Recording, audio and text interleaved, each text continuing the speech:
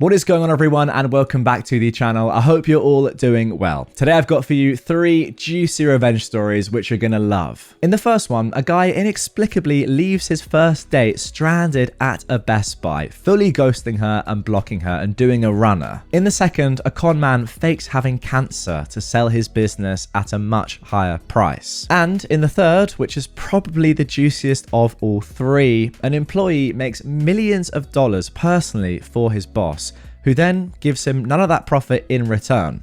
The employee's revenge here is bordering on criminal, but it is definitely brilliant. So without further ado, sit back, relax, subscribe if you're new to the channel. Let's get into the first story. A guy left me stranded on a first date. I am a 19-year-old woman, and I went on a date with a guy who was also 19 for the first time. It was a beautiful day where we lived, so he took me to this nature park and we went on a walk. We talked about our lives, and I honestly thought it was going really well. After the walk, he said he needed to use the bathroom. I did too, so he drove to the nearest store where we could pee, which was a Best Buy. I went to the bathroom, and he did too. When I came out, I waited. I waited, and I waited for him to come out. Finally, I got worried, and I texted him. The message didn't go through, but I gave him the benefit of the doubt and assumed his phone died. I then got tired of waiting and went to check to see if his car was still in the parking lot. Sure enough, it wasn't. I went back inside and asked the person at the front if they saw a man, I gave his description, leave the store. They said they saw him run out of the store in a hurry a bit ago. So he left me, stranded, at a freaking Best Buy 20 minutes from my house. I Uber home and I'm fuming. So I decided to find his family members on social media and tell them what he did. I eventually found who I think to be his sister, and I told her the whole story. She ensured I would get my things back as some was still in his car, and even offered to reimburse me for the Uber. Some of you may think I'm crazy, but when one goes low, I go lower. I got my things back and they were clearly thrown in my yard out of his window. Someone was mad their family now knows what a POS they are.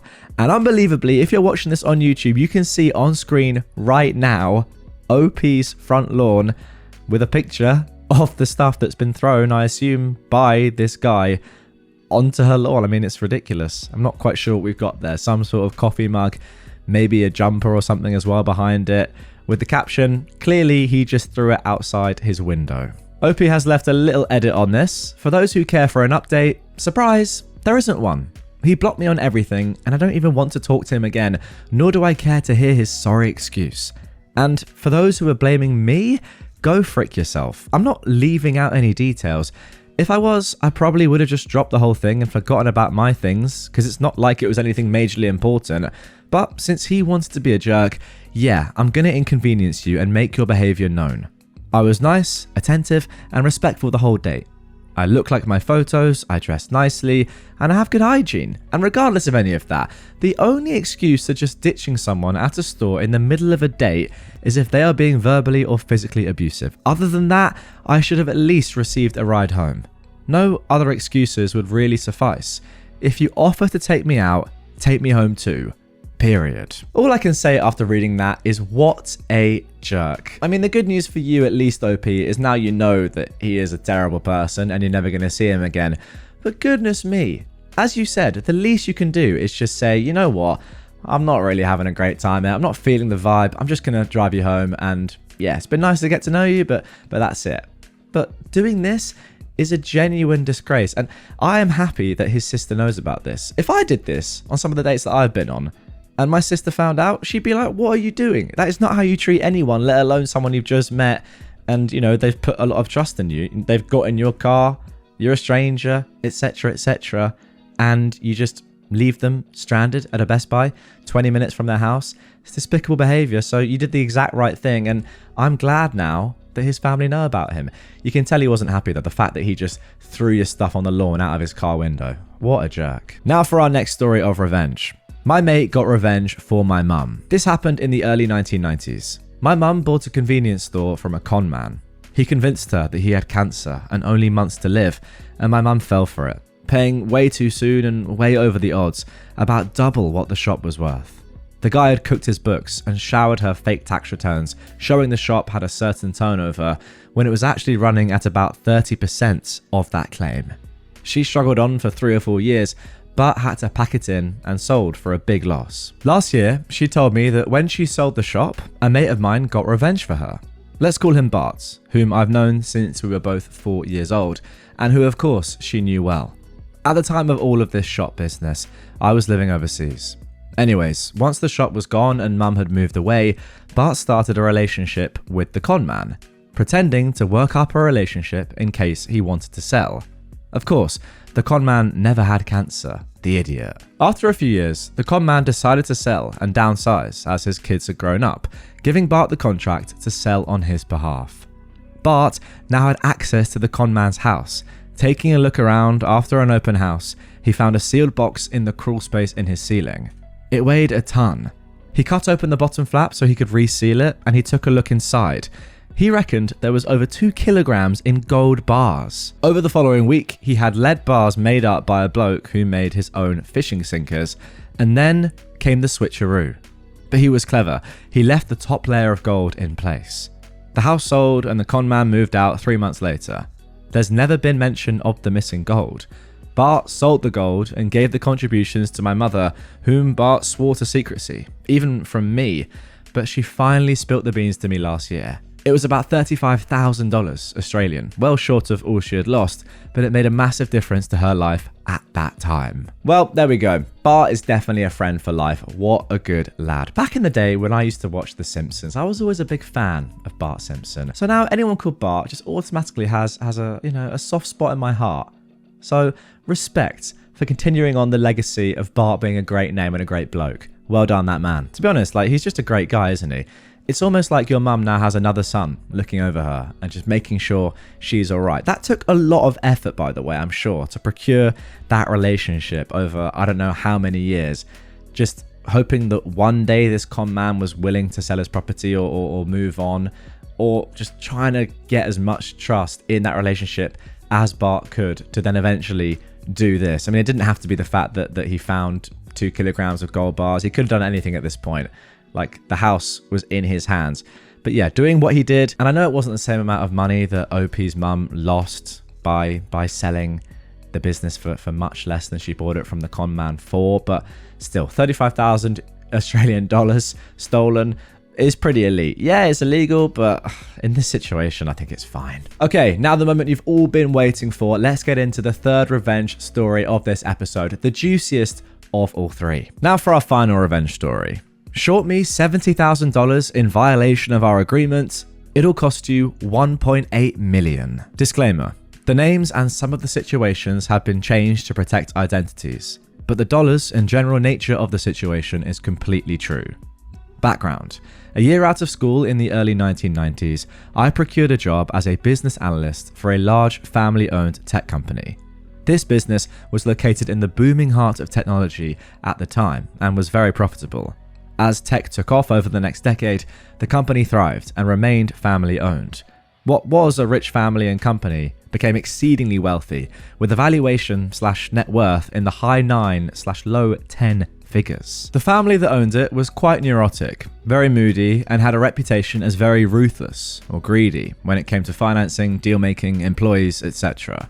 I truly believe this is what held them back from ultimately becoming a household name as a company. As I progressed in the company, I gained more and more face time with the owners. I worked on some projects directly with ownership that really paid off and gained me even greater access to their inner circle. Now, like a lot of people at the time, and particularly those who worked in tech, I was heavily invested in tech stocks. I discussed some of my investments and gains with ownership as casual conversation, though investing had nothing to do with my role in the company. That is, until one day in late 1999, when the owner came to me and asked me if I would invest some of his personal money. He wanted me to take big risks and see if they would pay off using $1 million of his personal money. I was a bit hesitant, but still being in my late 20s and wanting to prove myself, I said I would.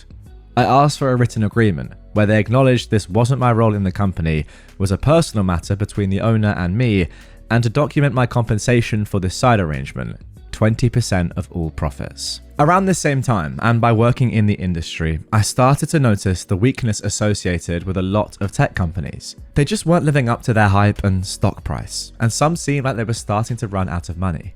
I had no inside information, just a strong sense of which companies were struggling based on my work in the business. Based on this sense, I started using both my money and the owner's money to short tech companies just after the new year in 2000. For anyone unfamiliar with shorting, it means if the value of a stock decreases, the value of the investment increases. I had a few long positions, but my overall position was very short, pretty much betting against the stock market, or at least against these tech companies. Since the owner wanted big risk and big reward, I used his money and obtained leverage or margin from the financial institution where I maintained both his and my trading accounts. The accounts were separate, but both under my name. Again, I documented this and gained consent. Well, both my account and his suffered some moderate losses in the first 2 months of 2000 before the bubble began to burst, and both accounts, but his in particular, began to skyrocket. In June, the company began to suffer a downturn. We were still profitable, but since we provided tech services and products, we were not immune to weakness in the broader market. I'd not informed the owner of my short strategy. He came to me one day and asked how his money was doing, saying he suspected it was way down like the general market. To his surprise, I informed him that while we still had some money tied up in options, puts, and shorts, but based on the positions I had closed, there was 1.35 million in cash sitting in the account that belonged to him. Again, I still had a bunch of open positions, which, if memory serves, were worth about $1 million on that day, but the positions I had closed had yielded $1.35 million in cash just sitting in his account, which was in my name. The owner, either through ignorance or lack of attention, said, "Great, $1.35 million. Fantastic work in this down market. Will you please wire it to me?" I responded that I would, but of course I'd be taking my 20% of the $350,000 profit, or $70,000, before wiring him $280,000. I also reminded him I still had open positions that had yet to pay off or close, but I didn't state the amount. He once again appeared not to understand or comprehend the open position statement, but instead totally focused on and became incensed about my rightful claim for $70,000.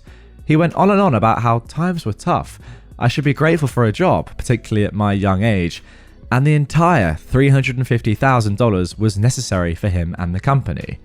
I knew this wasn't true, based on my position within the company. Worse, this was my first time personally experiencing the greedy and corrupt nature that served as the basis for ownership's reputation. So, the revenge. Since after 2 separate conversations, the owner didn't seem to grasp that the open positions would yield at least some income and thus additional profit, I decided not to mention it again. I sent him back the entire $1.35 million, and I continued to manage the open positions to the best of my ability. And here's the kicker, the owner never brought it up again. He seemed to think the $1.35 million payment was the entire value of the account and never understood or remembered that open positions still existed. He never asked for records, tax documents, or any time of audit or financials. Given the fact that he was dishonest with me, I actually didn't feel the need to disabuse him of that notion. Ultimately, after a bit more net gain, I covered all the shorts and I exercised all of the options, puts in this case, for an additional $1.8 million. I worked for the company for 3 more years, and the owner never asked about it during my tenure, after I gave notice, or since. I know it's a bit crass and even shady, but given his dishonesty with me over the $70K, I felt justified in keeping the additional $1.8 million. I paid taxes on the gain, long-term capital gain, and went on my way with a fantastic nest egg. Nobody has asked about it since, and I've only told the story to a few people, and even then only after the statute of limitations passed. The final ironic cherry on top of this sundae is that during my remaining 3 years, I gained greater influence with ownership in position within the company because they considered me loyal for giving the $1.35 million back and not making too much of a stink about the $70,000 profit. Little did they know, I got the better of them. The company eventually folded due to family disputes, but my understanding is that ownership walked away in very good financial position. They likely could have been a much better and greater company had they not practiced the same dishonesty that they showed me with their vendors, clients, and employees. Thanks for reading, and hope you enjoyed. Now, as I mentioned in the intro, there are a couple of short updates to this one, as this was actually posted quite a few years ago now. So let's first start with the update from 2023. There have been no negative consequences from the below, and no overall consequences, other than a few people DMing me with incorrect guesses. In fact, the remaining family members have reached out a time or two about some consulting work. They have no clue. And then, just 37 minutes ago at the time of recording, and that is why I wanted to include this story, we got this update from 2025. Quick, ironic update. There have still been no negative consequences for me. In fact, the older generation from the original company has retired or died, and the younger generation, around my age, have taken over their business lines. And, though I have my own business, we've begun working together on projects again. They obviously have no clue about the original 1.8 million, which now occurred approximately 20 years ago. Okay, there we go. Great story. I really enjoyed that. I can't quite believe that a family that has so much success, right? They've built a business that what you said was in the high 9, low 10 figures. I mean, that's insane. Low 10 figures is $1 billion. I can't quite believe that they didn't know that much about stocks, options, or didn't even ask to see the account at any point during you trading with one of the ownership's money. I mean, that's just insane to me. I suppose maybe the answer is in the fact that the company is worth so much money and these guys are worth so much money, they don't care about as little as $1.8 million or whatever. And they probably were like, oh yeah, I put in $1 million, I've got 1.3 back, that's fine, I don't care anymore about that, I don't even need to see anything, it's not worth my time. But still, the fact that they didn't ask more about, what was the rate of return, which stocks did particularly well, oh, how come you thought about shorting, etc. Just obvious questions. It's strange, isn't it? I mean, it is also just diabolical that you've not only made a lot of money for this individual, but then he's been like, oh yeah, well done, man. I'm going to keep it all. And that's it. Despite the fact that the business is worth so much money in the first place. I mean, that's absolutely ridiculous. But again, as I said in the introduction, this is definitely illegal. But once again, like the second story, you let me know in the comments down below, guys. Do you think this was legit? If you don't ask, you don't get. And this person clearly forgot, and now you're past the statute of limitations, and it's likely, as you said, that nobody else in the company knows. It's been 20 years. I think it's probably past the point of no return. Anyway, guys, that is going to do it for this one. Make sure you're subscribed to the channel so you don't miss tomorrow's episode, where I'll be reacting to r/AmIOverreacting, one of my favorite subreddits at the moment, with some truly crazy, controversial content on it. Or if you can't wait that long, check out this story on screen, which YouTube has chosen specifically for you. I don't even have any control over what this is. It's for you. YouTube knows you're going to love it, so click it. All right, guys, see you tomorrow.